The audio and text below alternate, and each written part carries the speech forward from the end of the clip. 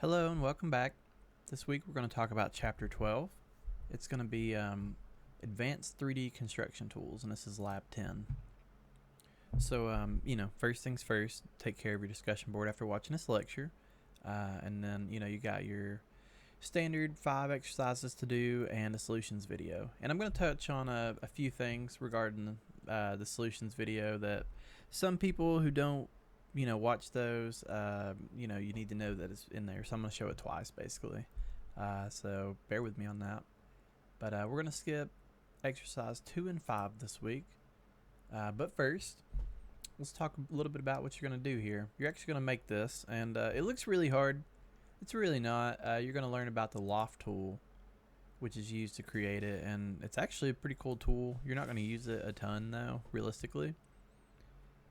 But it's good to know, it's in your tool belt if you need it. And basically what you do is, you start with a sketch, you revolve it, you make a couple of planes with different profile shapes, and then you do a loft, which means you choose multiple sketches and create a feature from it. And then after that, you do, I want to say it's an extrusion from here to here. It may be a sweep, but it would be silly to do a sweep there. And then, an extruded cut and a pattern of that cut. So it's really straightforward, let's see if there's anything worth pointing out. I actually do plan to talk about this, but fillets.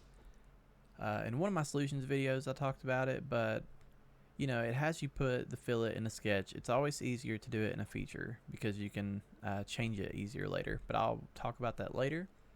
Take note. And let's see. Fortunately, I had that work plane video the other week. It'll come in handy here because all you're doing is a series of offset planes.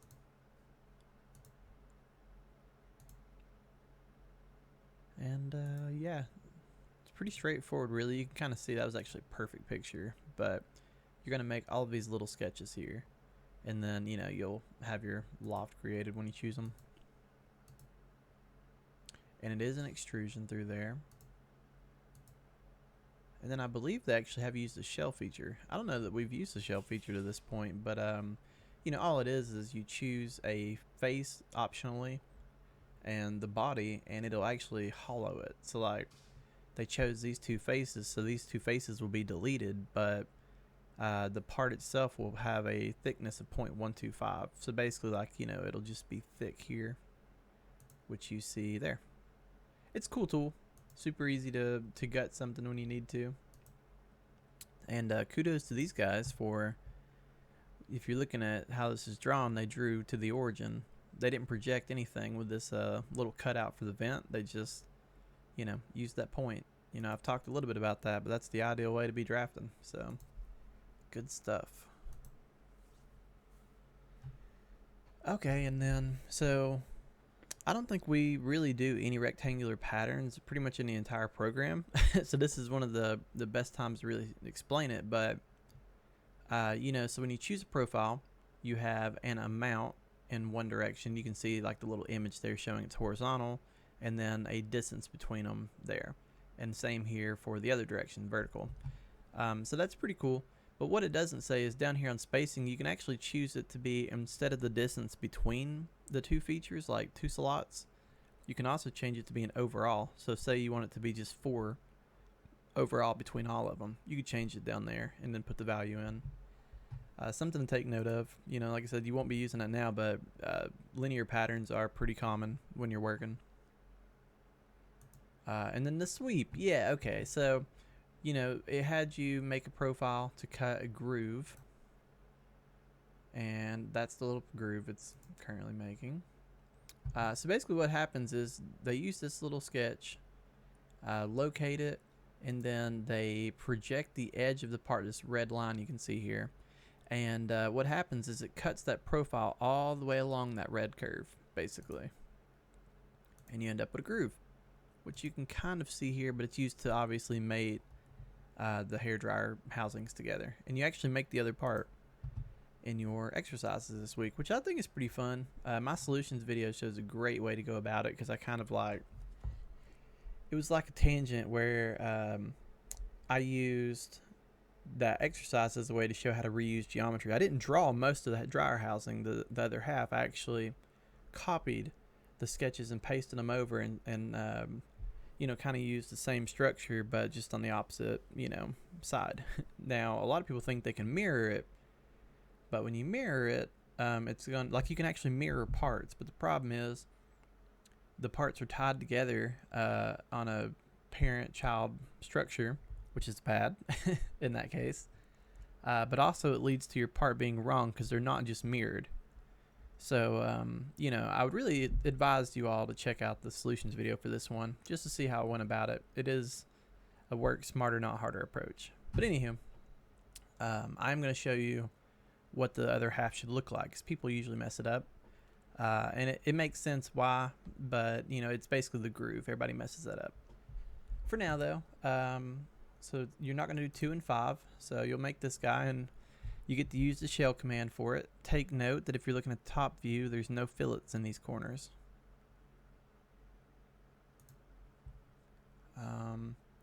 Yeah, so I said you skip 2. What a shame. People mess that one a lot up, though.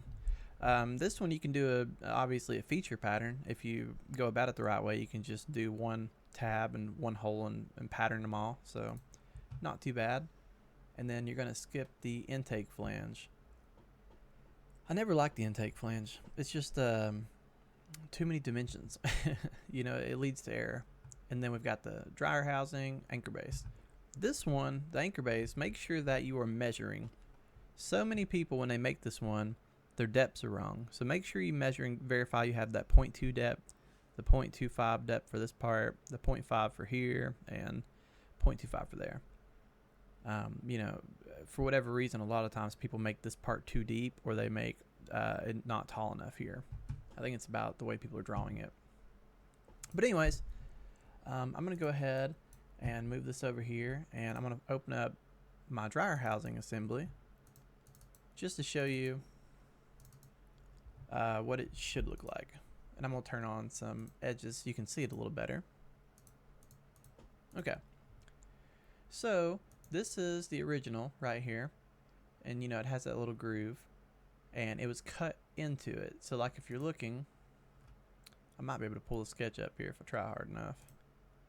I'm going to edit the part in place by double clicking it so everything else is grayed out, and then I'm going to look for my sweep, and you can see, so originally that sketch is made to just cut into the part, okay, which is cool. But if you want this part to made into it, that means that instead of cutting, you need to add. So when I edit this one in place, you can see my sketch actually goes to the end of where that part is, you know, and basically it's still a sweep, but it's a add, not a subtract. So then what you get is technically the center is this edge right here. You just have hangover. Now, you know, would this be the ideal way to do it, to have a rectangular shape here? No, but given what we were given on the other one, I would say just make a rectangular shape. It has this weird edge, but, you know, it would be a little harder for you all to try to go and make a perfect arc, but if you want to, heck yeah, you know, go for it. I didn't want to do that because then that encourages you all to do that, and, I mean, when you look at a hairdryer, there really is a seam a lot of the times, so... But take note, you definitely cannot use the same exact intent with both. You have to add versus subtract. And also, I took the initiative and decided, personally, I don't want the vent on this side. When you look at a hairdryer, the old ones, apparently, back in the day, this is what they looked like, you know. But I Googled some, and they usually did not have a vent on both sides. So, you know, you can add those if you want, but I see no point. Same deal though, you could just copy all of that over. So let's see, I've got a few things I want to talk about. One of them being sweeps, so I'm going to start a new part. And I do talk about it in a video, but I just want to cover the general premise of what it is in case you're not watching. So, there's multiple ways to do a sweep. You can do it with a 2D sketch or a 3D sketch, but the main premise is you need a profile to start with. So I'm going to just draw a circle, arbitrary in size. And this is going to be my profile. Now granted, I didn't fully constrain it, but I know you will whenever time comes. I'm just, you know, not going to waste too much time on the video doing that. But basically, now we have the profile, so we need a path. And what that means is like, this shape is what I'm going to create along a line. So like if I were to do a line straight up from here and do a sweep, it would make a rectangle. It would make a cylinder because it would take this circle shape and just make a solid body upon that path. So just to demonstrate that, I'm going to project that origin point. I think it was already there, but just in case. And I'm just going to draw a random slanted line. So now if I were to go and do sweep, it actually automatically projects it. But as you can see, it creates that shape and moves it along the path. And there are some controls you have. You can change these as needed, but typically, in my experience, the only time you're ever going to do that is if you have guide rails. And what a guide rail is say I have this shape at the end on both ends, but it's kind of cutting in, like in a curvy shape right here. You would draw a guide rail, and it would be kind of like you can see in this picture, a barrier for where it paths through. It would have, the center and then that guide rail, and that would be the shape you get. So, but typically for now, you're only going to use this. The only time I've actually used guide rails is whenever I'm trying to recreate things in a real world where they're not perfect. So you may never even use it, but take note, you could have multiple lines, like if I were to go in just for the heck of it. And I'm going to project my circle. And I can't really see it, so I'm going to try to... I was hoping a slice might help, but it didn't. Okay, so I'm just going to do like a little shape like this. And just end it right here. And this may not even work, honestly. Sometimes you get into a problem where it's self-intersecting, but I figured I would try it. Usually it's curves, you see. Okay, and then I want guide rails. It's not gonna work. I'm assuming. Yeah, it's too complicated, basically.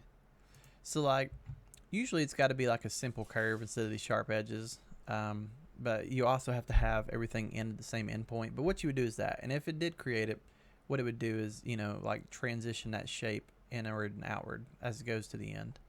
But it would take a good minute to build. I really don't want to. Because you're really not going to use it. But...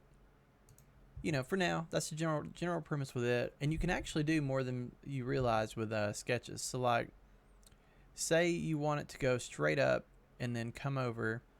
Well, you can actually do a few tricks to make that easier. I don't really suggest this way, but you could offset a plane, start a sketch here on that plane, and then I could just do a line from the endpoint, which I need to project. And the reason I don't advise this is because when you do it, if you change anything, this projected geometry can break naturally. I mean, you're just projecting a point. So, but now if I were to go and do the sweep, oh, I'm still on guide rail. There you go. Just like that, we now have a shape, and it follows the path still.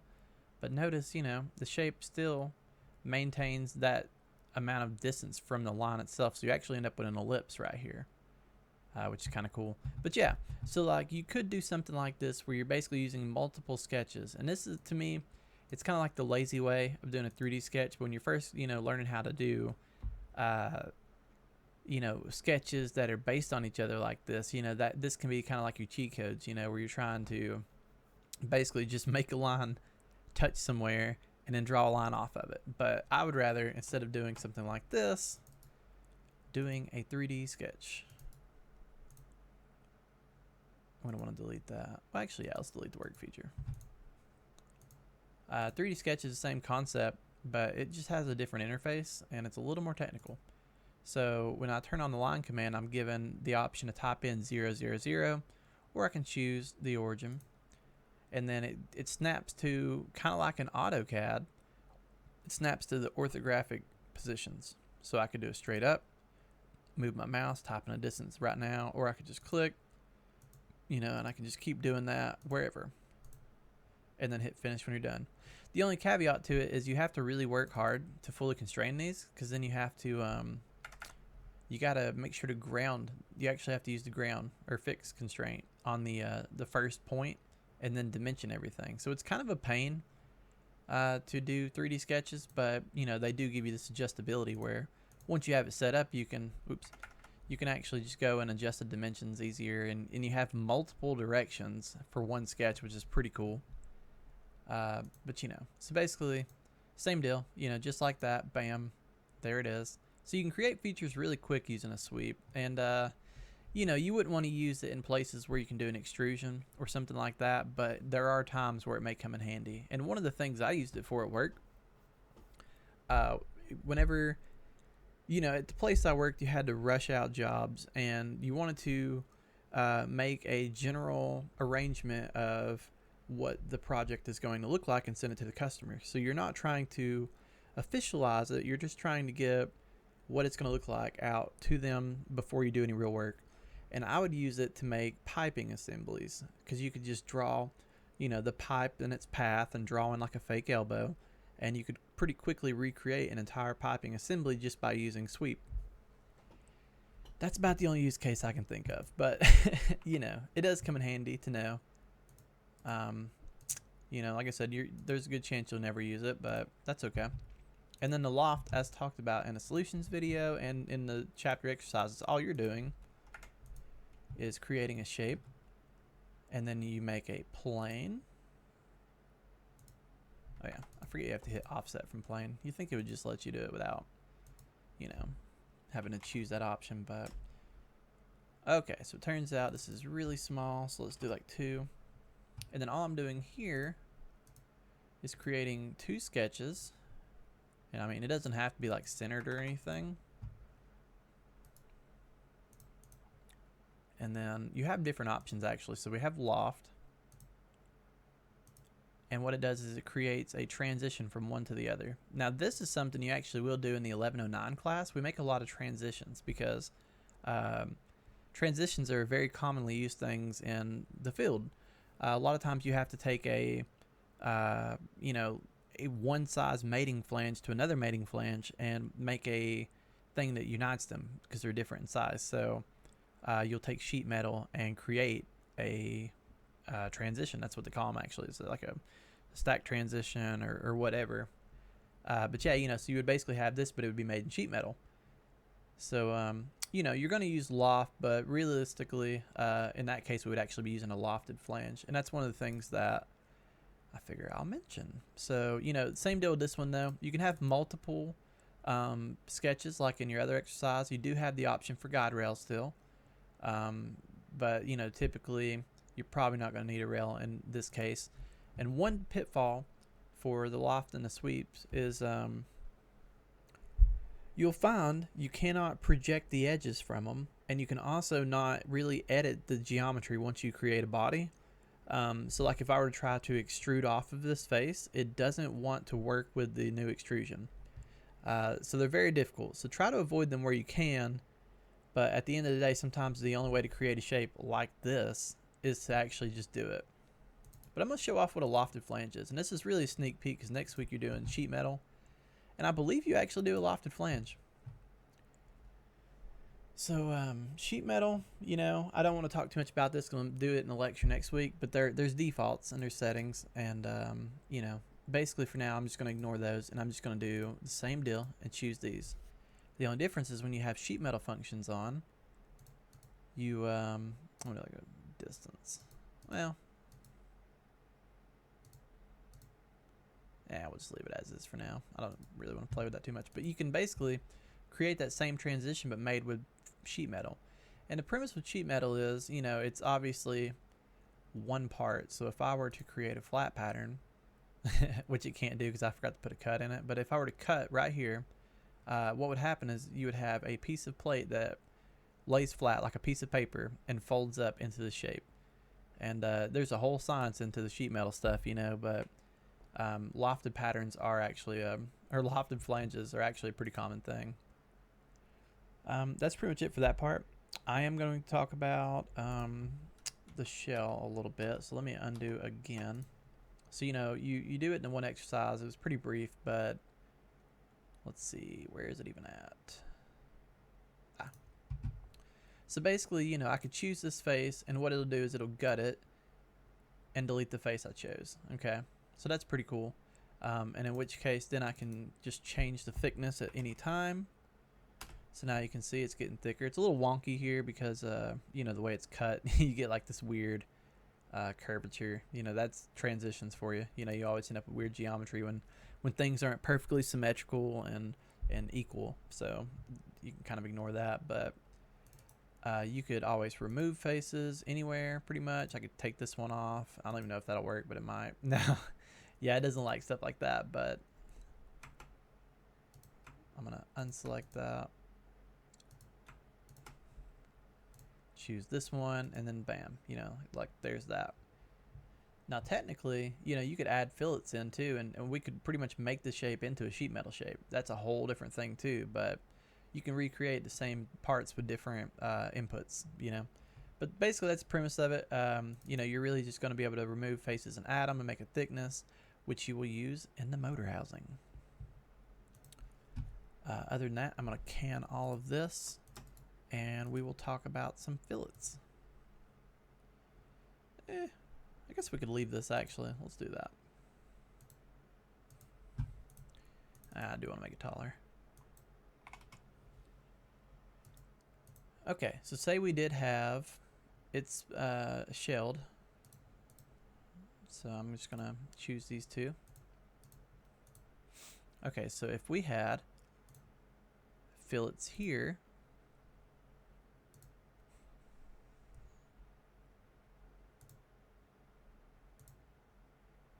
and I made them 0.25.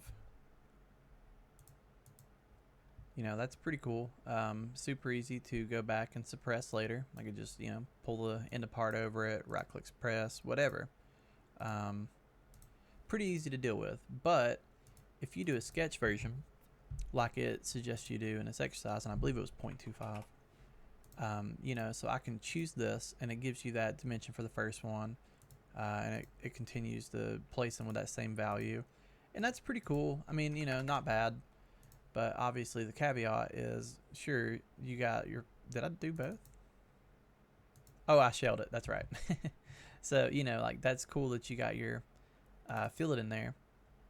But in order to take it out, you have to delete the arc. And then you do see it has a point left over, which is cool. So you can go back and extend it. And, it'll fix itself. But obviously it's a lot easier just to have the option of suppress and unsuppress. It may not seem like a lot, but when you're doing a lot of stuff all the time, wherever you can save 10 seconds, you should. And let's see, the last thing that I do want to talk about is going to be holes. So say I was working real hard and I had this point located wherever I wanted it, and I wanted to put a hole there. You can do it with just having a sketch point, or even, I could technically, if I had this point here, even I could place a hole on it. So you can use sketches to locate things, and then just choose the hole command, turn it on, and start a hole. Or you can do, without even having a sketch drawn for it, you can create a sketch in place, and I'll show that next. But you have a lot of options here. So you've got, first of all, just the hole, just a straight up hole. Nothing special, just punching wherever at this size. Then you have a clearance hole. This is where you're choosing an actual size of a part. So naturally, everything we use is probably going to be ANSI unified. You're going to use some metric here and there in these exercises, and you choose like what kind of fastener you're using, and then actually the size itself. And technically you can adjust like how tight of a fit it is, but typically normal is going to be what you use. This is more like a limit thing. And then you're choosing the depth. You can give it a distance. You can do to this face. Kind of same things as extrusion. And then directions. It's pretty straightforward. It's pretty much just like a intuitive version of extrusions at this point. And then you give a size, which I'm gonna make this bigger just so you can see it a little better. So then, your other options are threaded pieces. Now, I'm a little opposed to using the tapped ones in general because it doesn't work as you would expect it to. So what happens is when you do a threaded hole with one of these two options, it actually doesn't make the hole the size you would expect it to.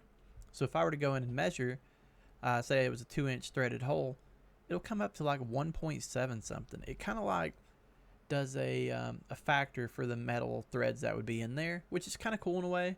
But when you're trying to ensure you're doing things accurately, it's usually best just to go ahead and do a regular hole and then add a thread feature to it, which is kind of petty, but it's the only way to ensure it's correct in shape. So take that for what it's worth. And then the same thing as the tapped hole. They have the taper tapped hole. It just means, you've got this little slantwards shape. It's pretty much accommodating for, like in this case, NPT piping. So you're probably not going to use that. Typically what I roll with is going to be simple. And then, you have some adjustments you can make. So you can make a counterbore. And I don't know how thick this part is, but let's actually make it a little thicker. A little ugly, but okay. Gives us a little more room to work with. So now you can kind of see, if you're looking at the preview here, let's do a top view. So basically, the first one is counterbore, and what it looks just like this shape here, obviously, but you have a diameter size at a depth, and then another diameter size, and it'll be through all unless you give it a option for distance, at which point you have that, and then you can have a drill point at the end or not. So you could have a flat one or a drill point. Drill point you'll have in a lot of the 11-13 exercises you do in a later class. So in this case, we're just going to do a 2, so it goes through that. Obviously the point does not reside here. It's actually outside of the boundary, so it's really just its way of showing, the point would be added if it could. So then, you actually adjust these values in place. So like I could do, this one is 0.375 and it adjusts. I can give it a depth of 0.1 to make it shallow. And then, adjust this one. The only thing you really don't want to do is make it bigger because it can't be bigger than this value. So I could do up to 0.365 or something like that, and that would be fine. But you have to make sure you have that transition. It's always got to be smaller because that's what a counterbore is. So, keep that in mind. And once you're content with it, you just apply it. And there you go. Bam, you got a hole. It's really convenient because it's a feature. You can suppress very quickly. And then, if you're using it the proper way, you're not even making that point. So it's the fastest way to add a hole. I could, the way I use it the majority of the time is I'll choose a face. And then I'll choose an edge. Give it a distance of 1. Choose another edge. Give it a distance of 1. And then just like that, our feature has been located. So then I can go and play with these settings as needed. And yeah, we're pretty golden. For some reason it wouldn't let me. Okay, so I actually did something wrong there. Happens sometimes. Okay, so I'm gonna choose the face. Choose the edge. Give it a distance. Okay, make sure. Okay, that's my bad. All I did wrong was I forgot to give it a distance. I'm just gonna do through all. It can go through that one too. So obviously the locating part was correct there. Just make sure you've got your right settings and termination. But anywho, so once you've got it located, you can hit OK. And then say you decide you hate where it's at, you can still go back and edit that sketch. It just makes the sketch for you when you're doing it by choosing inputs, And I love that because you're basically just saying I want a face, and then like I want it to be in relation to this face, this value, and then I want it to be in relation to this face, another value. And it locates just like that, But make sure order of operation wise that you are in fact putting those values in on the front, because you can't really go back once you've got it click to the next one. You got to change it. I mean, I can try, I guess, but it's going to end up just manipulating. But that's pretty much it. I just want to touch base on a few of these features you probably haven't been using a lot, but hopefully you start to. The whole command's pretty much a go-to. So But that's going to wrap it up. If anybody needs anything, just let me know.